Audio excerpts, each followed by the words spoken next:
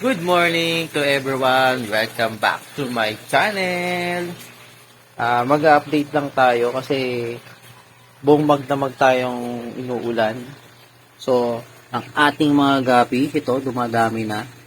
So, ngayon, naisipan ko kasi linisin. May nakita kasi ako dito na namatay na isda.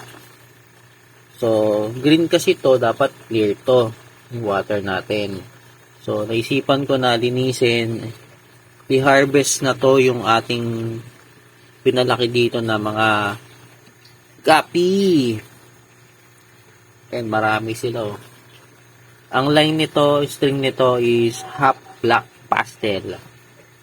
So, dumami na siya. Meron pang mga maliliit. Ayan, maliliit. Maliliit dyan. So, kahit maliit sila, harvest na natin. Para hindi sila mamatay lahat.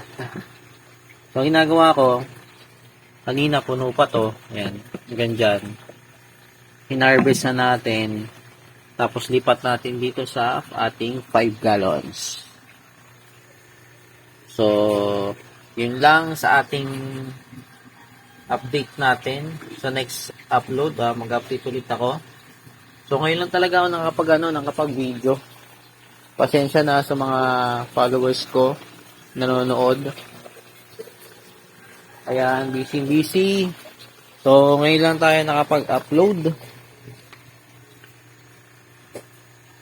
Upload na ma-upload.